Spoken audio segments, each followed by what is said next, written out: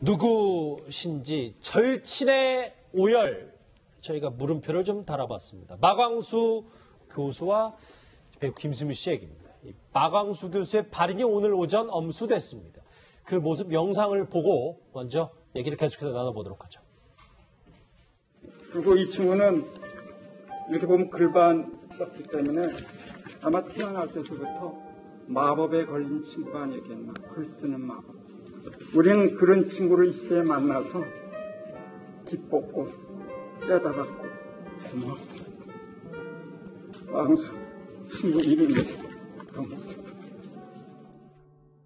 한 번은 개인적인 과제 점검 때문에 통화를 드린 적이 있었는데 그때 목소리가 평소에 수업에서 내시는 목소리랑은 많이 좀 다르게 힘이 빠져 계시고 그래가지고 막상 이렇게 결말이 나고 보니까 정말 의욕있었구나.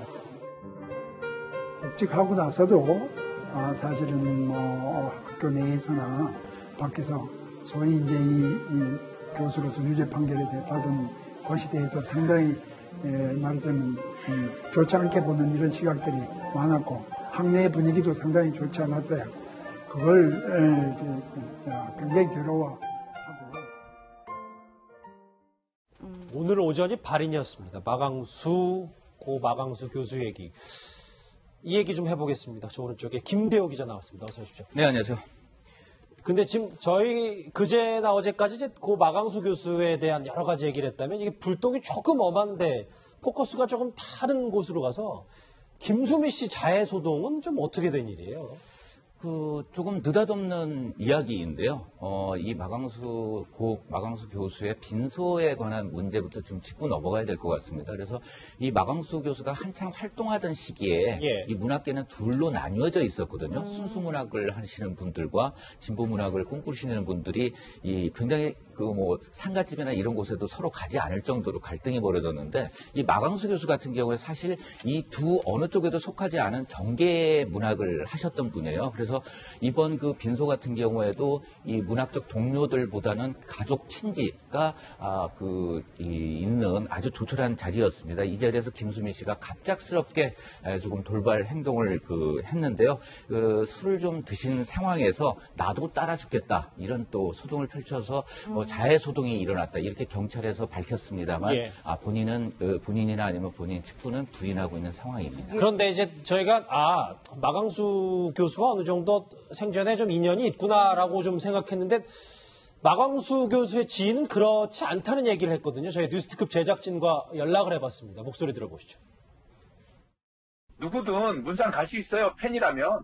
팬이 아니라도 누구든 갈 수 있어요. 근데 중요한 건 공인이기 전에, 배우이기 전에 어떤 어른이잖아요. 어른으로 거기 남의 문상 가가지고 어떤 식으로든 좋은 모습을 보여줘야 돼요. 좀 자제를 해야죠.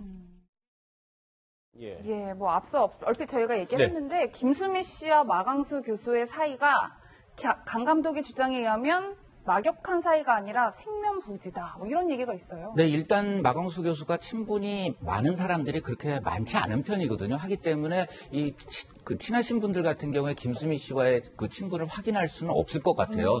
한데 이 마광수 교수 같은 경우에는 영화계에서도 버림받은 경험이 있거든요. 1989년도에 가자 장미의 여관이라는 시집을 바탕으로 해서 영화를 제작을 하면서 감독에 데뷔할 그 상태였습니다. 하지만 이 마광수 교수가 메가폰을 잡으면서 조금 연기 지도에 있어서 좀 너무 야해서 검열을 통과하지 못하겠다. 이런 영화 제작자의 판단에 따라서 감독이 교체되는 그런 시련을 당하기도 했었는데 그게 마광수 교수와 영화계가 인연을 맺었던 부분이었는데 김수미 씨와의 직접적인 인연 부분은 사실 알려진 바가 없습니다. 왜냐하면 이게 과거부터 김수미 씨가 가끔 이제 우울증을 호소하면서 언론에 보도가 됐기 때문에 이런 해프닝들이 오히려 더 고인을 좀 더 쓸쓸하게 만드는 좀 너무 그런 식으로 흘러가는 거 아닌지 좀 그게 좀 별로. 네, 상갓집에 가게 되면 여러 사람들이 모이다 보니까 여러 모습들을 발견하게 되죠.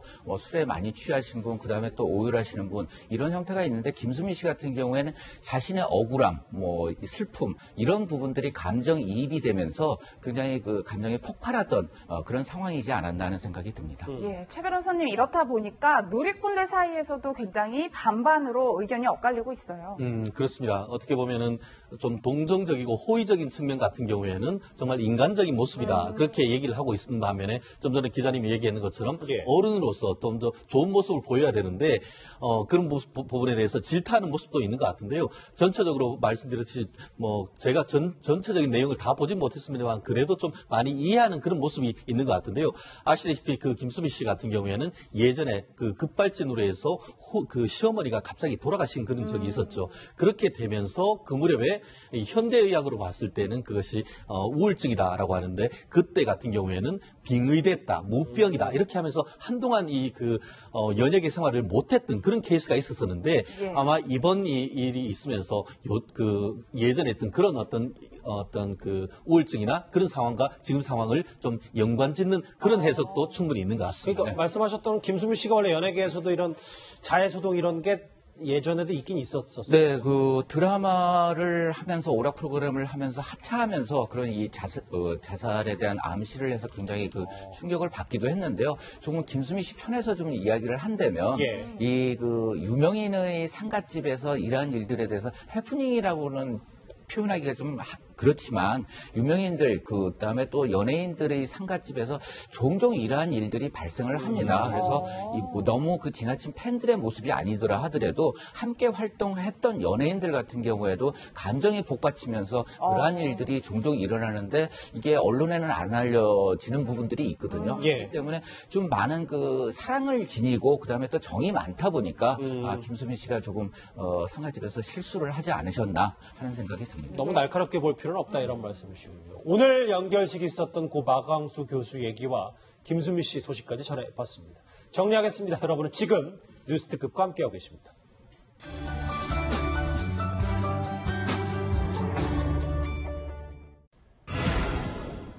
버티다 결국 물러났습니다. 바른정당 이해운 대표입니다. 그러면 구원투수는 누가 될까요? 금품수수 의혹을 받고 있는 바른정당 이해운 대표가 논란이 불거진 지 일주일 만에 결국 물러났습니다. 사퇴의 변부터 먼저 들어보시죠. 존경하는 국민 여러분, 사랑하는 당원 동지 여러분, 저는 오늘 바른정당 대표의식을 내려놓겠습니다. 다만 실체적인 진실은 조만간 명명백백히 밝혀질 것입니다. 저로서는 참 억울한 누명이지만 모든 진실과 저의 결백을 검찰에서 떳떳하게 밝히겠습니다. 저 개인의 부덕함을 꾸짖어 주시되 저희 바른정당은 개혁보수의 길을 굳건히 갈 수 있도록 도와주시기를 간절히 호소드립니다. 저 말 한마디를 좀 처분히 짚어보기 전에 이종훈 박사님 원래 좀 계속 버틴다는 얘기가 많았었거든요. 네. 그래서 결국 이제 이 대표직을 유지하면서 검찰 수사나 이런 것에 지금 임하려고 했던 거 아니냐. 그러니까 아무래도 그러니까 야당의 대표라고 한다면 검찰도 굉장히 조심스러울 수밖에 없거든요. 자칫 잘못하면 이게 정치 탄압 논란으로 또 휩싸일 수 있는 겁니다. 그래서 사실은 지금 사퇴를 안 하고 끝까지 버티려고 했던 거 아니냐라고 하는 그런 이제 비판적인 시각들이 상당히 있었던 거고요. 그런데 뭐 본인 설명은 본인이 어찌됐건 자강을 굉장히 적극적으로 추진해 왔는데 본인의 사퇴를 해서 자강론이 이제 사그라들면서 자유한국당과 통합론 쪽으로 힘이 실리는 그런 것을 우려해서 그랬다라고 지금 일단은 뭐 이야기는 하고 있는 그런 그 상황이죠. 예, 이현정 의원님 뿐만 아니라 검찰에서 실체적 진실을 밝히겠다 이렇게 이야기를 했는데 뭐 의지가 대단한 것 같아요. 글쎄 뭐 이제 본인이 아마 의지는 좀 대단한 것 같은데 문제는 간단치는 않을 것 같습니다. 지금 보면 이 내용 자체가 보면 일단 폭로한 옥모 씨의 여러 가지 어떤 그 사실관계 이런 걸 보면 상당히 구체적이에요. 예. 그리고 본인도 지금 돈을 받았다는 사실은 좀 인정을 하고 있거든요. 예. 문제는 뭐 돌려줬다 뭐 등등 이야기를 하고 있지만, 그러니까 돈뿐만 아니라 또 여러 가지 어떤 뭐 선물들, 여기 심지어 김치까지도 이제 뭐 받았다라는 이야기가 나오면서 사실 이거 내용 자체, 즉 있던 그러니까 돈 수수와 오고 간 여러 가지 내용 자체가 상당히 좀 우리가 보기에 이혜원 대표 입장에서 본다면 상당히 좀 상처가 클 그런 문제고, 또 이 문제가 단순히 지금 대표만 사퇴한다고 해결될 문제는 저는 아니라고 봅니다. 이게 왜냐하면 이 법적으로 간다면 이게 상당히 심각한 지경으로 갈 수도 있어요. 예. 그러니까 본인이 뭐 어떤 면에서 본다면 나중에는 의원직 사퇴까지 해야 될 수밖에 없는 이제 그런 상황에 이제 그럴 수도 있습니다. 본인도 신병 처리까지도 지금 각오해야 되는 이제 그런 상황까지로 갈 수가 있는 문제거든요. 그래서 아마 사실은 이제 이혜원 대표가 조금 이제 그 대표직을 유지하려고 했던 생각이 좀 있었던 것 같아요. 근데 어제 그 모임에서 사실은 이제 원외 지구당 위원장까지 나서서 빨리 사퇴해라라고 이야기를 했던 것이 그만큼 바른정당 전체로 지금 타격이 오고 있기 때문에 빨리 거기서 고리를 끊어줬고 그래서 오늘 이제 사퇴 성명을 낸 것이거든요. 이제 그런 면에 비춰봤을 때 참 이혜원 대표의 이 문제는 사실은 지난번 총선부터 시작되는 겁니다. 사실 조윤선 전 장관과의 치열한 경선전 사실 거기에 어떤 제가 볼 때 후유증의 하나 양상이 보이거든요. 당시 워낙 치열했고 또 거기서 이제 이기려고 여러 가지 하다 보니까 아마 이런 문제까지도 이제 비뤄진 것 같아요. 그러면 비춰본다면 참 이런 그 원인 자체가 결국 유리천장을 뚫으려고 했던 이혜원 대표의 노력이 상당히 좀 좌절되는 것이 아닌가라는 생각도 듭니다. 당 밑바닥에서부터 올라오는 목소리를 무시할 수 없었군요. 그런데 오늘 이혜원 전 대표의 금품수수 의혹을 제기한 사업가 옥모 씨의 새로운 증언이 또다시 논란이 되고 있습니다. 어떤 내용인지 같이 집중해서 들어보시죠. 한 10년 전에 알았어요. 박근혜 최측근이에요. 그래갖고 알아갖고 제가 그 당시에 이제 이혜원 이야기를 와가지고 우리 회사에서 이제 만났는데 이야기 막 하더라고요. 자기가 이혜원이를 좀 내가 도와주면 분명히 이혜원이가 당선되고 나서 저희를 진짜 도울 거다, 화끈하다. 그리고 저하고 고향 서로배예요, 제가. 그러니까 그 리백 씨는 하지 않은 회사가 123만 원짜리 지갑을 사고 100만 원을 딱 넣어서 줬어요, 이렇게. 좀 더 쉽게 정리가 필요할 것 같은데 김성환 평론가님. 갑자기 박 전 대통령 최측근 친박계 A씨는 왜 나온 겁니까?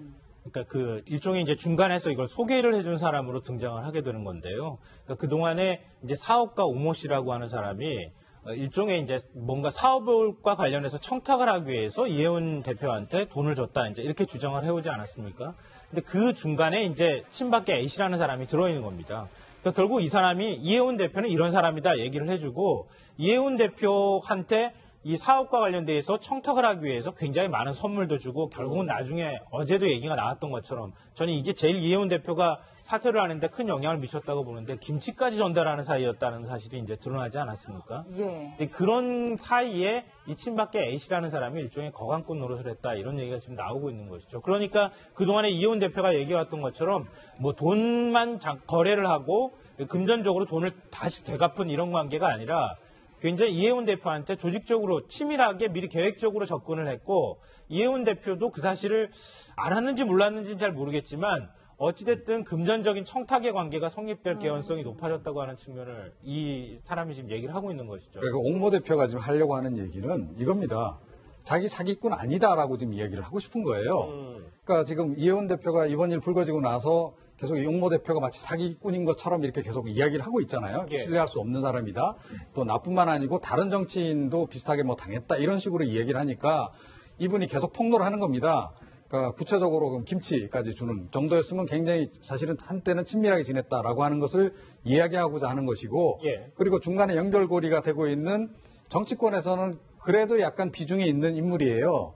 그러니까 그분 얘기를 함으로 해서 나는 사기꾼이 절대 아니다라고 하는 것을 지금 계속 강조를 하는 겁니다. 잠시만요. 원래 그 이종훈 박사님이 사실 딱 지난주 이 시간에 이 이혜원 대표 얘기를 했었는데 옥모 씨도 정치권에서 알만한 사람을 알았다면 지금 이제 중간에서 있었던 친박 A씨도 상당히 잘 알려진 유명한 사람입니까? 예, 그러니까 지금 현재 여권 출신이고요.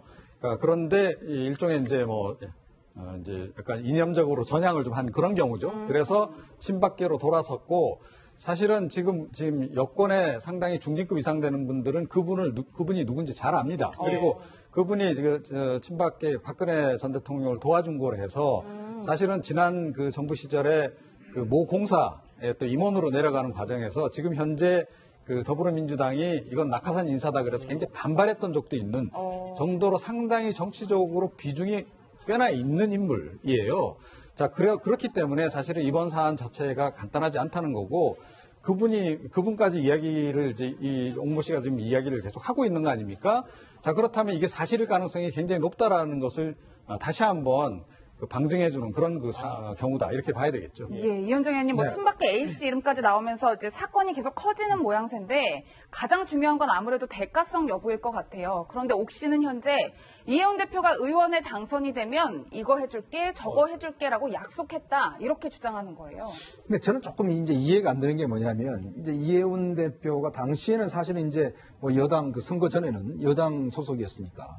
이혜훈 대표가 또 뭐 친박계고 하니까 나름대로 이제 뭐 영향력 발휘할 수 있는 단계라고 보여지는데 근데 일반적으로 우리가 알면 이혜훈 대표 같은 경우는 박근혜 전 대통령하고 사이가 너무나 틀어졌단 말이죠. 한편으로 보면 현 정부의 실세 그룹에서는 이제 이탈된 분이란 말이에요. 자, 그런 분한테 물론 당선된다 하더라도 무슨 어떤 이득을 줄 수 있을 것인가. 자, 그런 문제를 아마 이제 이 옥모 씨라는 분인데 그래도 정치권에서 좀 이렇게 왔다 갔다 아는 분인데 누가 봐도 이혜훈 대표한테 사실 어떤 로비를 할 만큼 이혜훈 대표가 어느 정도 정치적인 힘이 있었느냐 저는 그런 문제 조금 의심이 드는 측면이 있고 이제 그 다음에 이제 이후에 아마 제가 볼 때는 그래서 중간에 있는 사람이 이제 그 사람한테 적극적으로 이 사람 나중에 당선되면 그때는 뭐 다 될 거야 뭐 이런 식으로 해서 상당히 이제 부풀려진 측면이 아마 있을 겁니다. 이제 그런 측면을 이용해서 이혜훈 대표도 뭐 내가 해줄게 약속을 하면서 이제 했을 수 있는 정황들이 있을 수 있거든요. 그렇기 때문에 아마 당시 어떤 이혜훈 대표의 처지를 본다라면 이혜훈 대표가 저렇게까지 이제 어떤 핵심 실세로서 역할이 아니기 때문에 조금 의심은 가지만 그러나 이것 자체는 이제 앞으로 아마 검찰 조사에 보여주면 그렇죠? 이게 이제 정치권의 돈이라는 게 정치권에 항상 이야기합니다. 정치권은 절대 순수한 돈이 없습니다.